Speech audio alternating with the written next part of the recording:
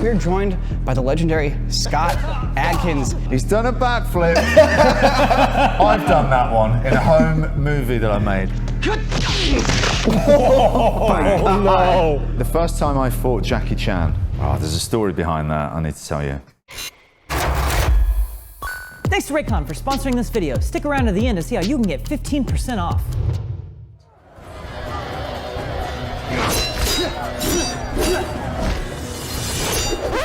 This is atrocious. Oh, man. Scott, we love you, but as a brother, we want to make fun of you a little bit. Hey everybody, we are back with another wonderful episode of Stuntmen React. We are joined by the legendary Scott Adkins.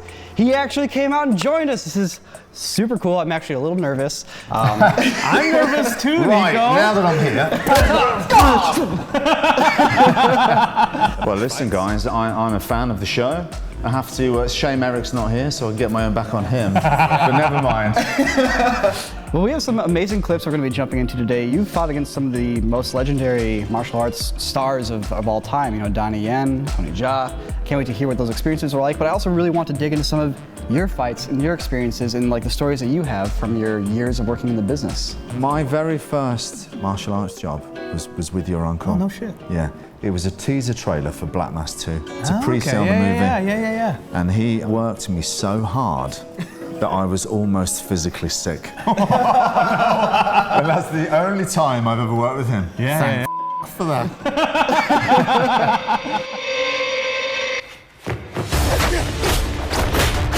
Why are we starting with the one where I get the shit kicked out of me? Yeah, I noticed you have a propensity for being cast as the bad guy a couple times here. I gotta say, you have a very high-level beard, and I think the more high-level your beard game is, the better you are being cast as a villain. There you go. This is for my new villainous part. I love how he barely flinches when you throw that first punch to test the range. Look how cool he is. Donnie Yen, the legend. You know, for me to be in like what is a modern-day kung fu movie was a big thrill, because that's what you grew up watching, and they don't make as many as they used to. But to be in something like this, which is like the best sort of kung fu franchise of modern day times. What a thrill. It's not easy when you walk in on day 3, aching, and they say, today's the day for all the kicks. Let's go. Day 3 is always the worst, you know, because you're doing it all day, you're doing it for 12 hours, and you're full on. And that's the thing, if you're a fighter, which I'm not, but you know, you go in there for 25 minutes, you do your thing, that's it, you're done. But the thing about making films is you're doing it for 12 hours and you can't stay warm for the whole time. You're going to cool down, and that's when you get the little tweaks and the injuries, and then day 2, day 3, day 4, those tweaks are turning into proper problems that you've got to deal with, you know. I always see that bit where I do the back kick. It looks like my trousers have blown apart, but they haven't. Or maybe I'm always just checking out my ass. No, it's not there, but I always just see the split in the pants for some reason. Because that happens to me a lot in real life. Oh, I gotta imagine. Because I'm always going around throwing kicks at people. That's true. What are your pants considerations? You must be like, you gotta reinforce. It is a consideration. Yeah. It's something you have to think about. Yeah. It's funny because the fight is not choreographed beforehand. In Hong Kong, they do it on the spot. And I know I'm the bad guy, and I know he's going to kick my ass, but I'm thinking, well, how is he going to kick my ass? What is going to be my fate? And at this point, when they're explaining that they're breaking my arm, and then he punches you in the face, and then he hits you in the throat, and then he hits you in the nuts, and I'm thinking, could I go out like any more of a bitch?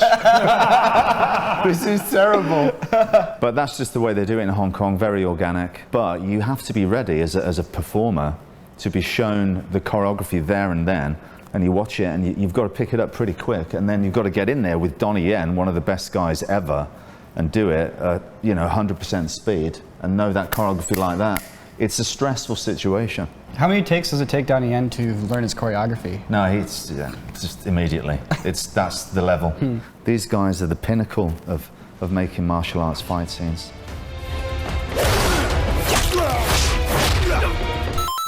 There's a story behind that I need to tell you. So the shot is he punches me, and then I go back and I kick him in the chest. Donnie comes up to me and he's like, I can just be this close to you when I punch you, and then you're going to move back. And he, in the rehearsal, he did it so fast, and it just literally touched my cheek, and I'm like, man.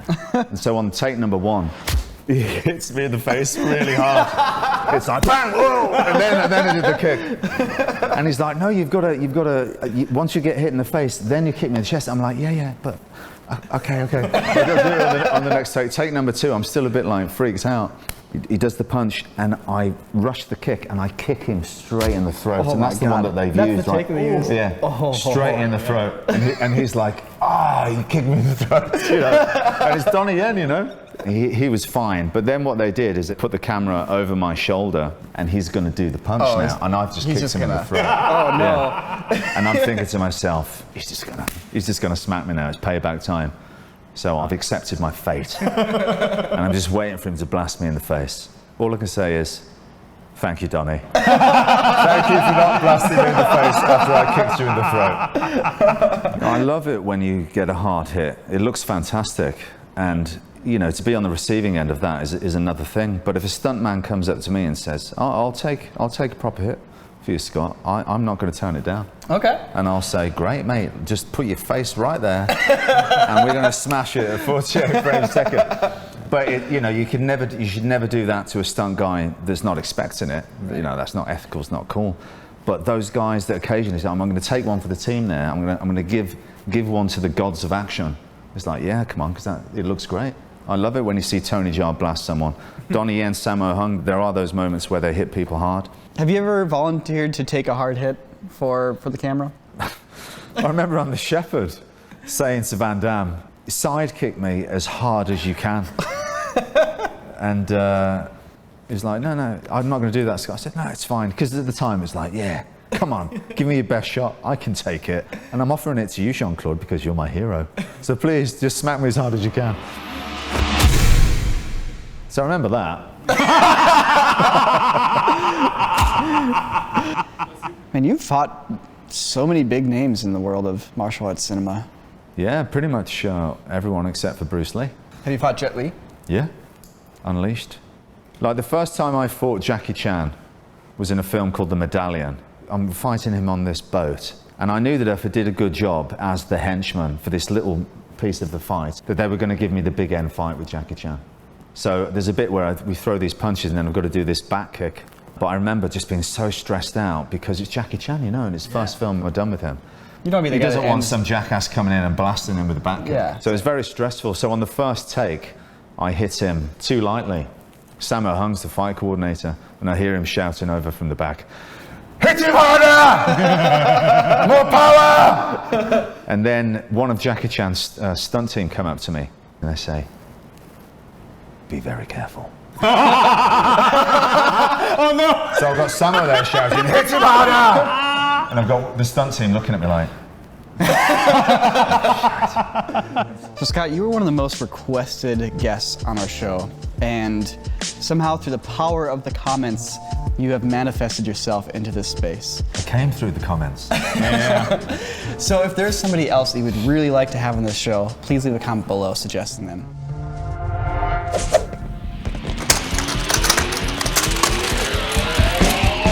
I was so about equilibrium when I was 16 years old. It's gun kata, isn't it? Yeah. It's complete farce. It's all sorts of goofy. The thing that you got to give Christian Bale credit for is he is acting his ass off in this. Like, he's bought in so hard. He's just trying to remember the choreography. It's not his fault. It's like,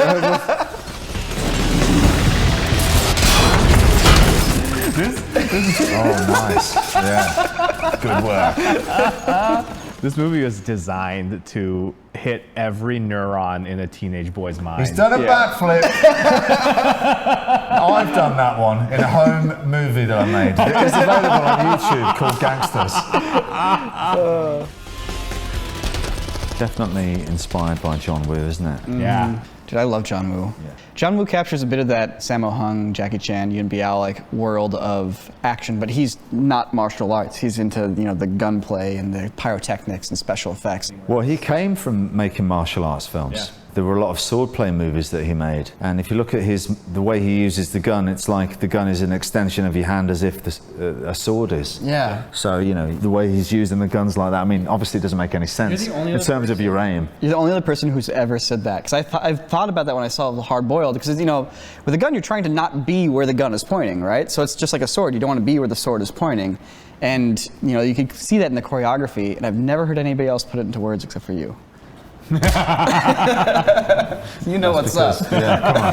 You know what's up too. That same extension, John Wick 1 very much was using the gun as essentially an explosive close-range punch, right? The trick that they figured out, I think, for the John Wick movies was they were like, if we compress it and we go very close quarters with it and we treat gunshots and gunplay as essentially punches. It's the same concept as a fight scene. It's cause and effect. So in a fight scene, you see the punch hit the guy, you see the guy react all in one shot with the gun. You see the gun fire, and you see the guy getting shot in the same shot. If you put an edit in there and cut to the guy getting shot, it's just not as good. Sergio Leone, when he came out with The Good, the Bad, and the Ugly, they would never show the guy getting shot, the gun and the guy getting shot in the same shot before that, but he didn't know about that. So it was quite shocking to see the gun and the guy getting shot in the same, but everyone loved it because it was just more visceral and just looked amazing. And that's what John Woo does. Essentially, it's a lot of cause and effect, all the just shit blowing up around him and that. Chaos, What? This is 1989 Sammo Hung directed movie called Pedicab Driver with some brilliant fights. And Sammo, he's known for hitting people hard. Yeah? Yeah.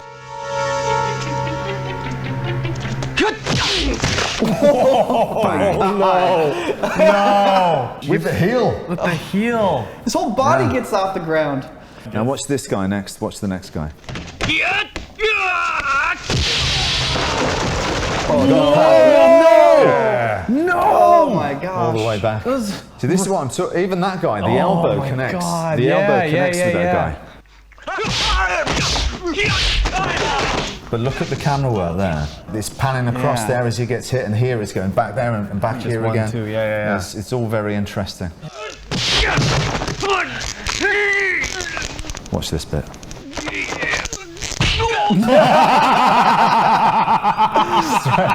Straight in the arse. Secret technique. That'll get you out of that situation, guaranteed.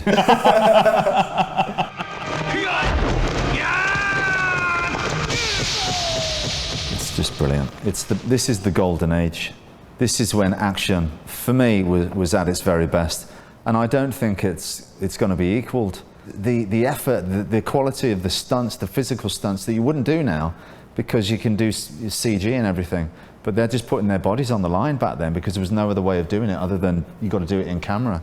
And in those days in Hong Kong, it wasn't about car chases and big explosions because they didn't have the budget that Hollywood had. It was all about fighting and physical stunts.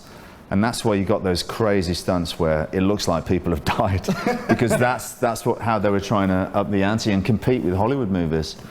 So I don't think we'll get it again with CG and everything. The superhero movies, they take care of that quota, right? Yeah. You're getting to see your fight scenes and action stuff in the superhero movies. So there's less martial arts movies. But then you've got stuff like John Wick, and you've got these directors coming through now that have come from the world of stunts. Right. Like Sam Hargrave with Extraction, Chad Stahelski, John Wick, David Leitch, Deadpool 2 and Hobbs and Shaw. So we're getting these new guys coming through from the stunt world that understand this and they're putting their version of it. So actually, it's looking pretty good. So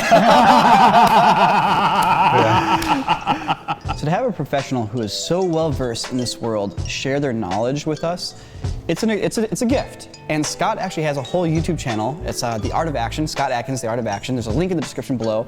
If you like this show, you definitely need to go check it out because it is Scott talking with some of the most accomplished martial artists and stuntmen, actors, stuntwomen in the world today, and revealing really in-depth insights. So if you enjoy this show, you think this is cool, well, go check out Scott's show because it's this, but even more. It's like this, but better.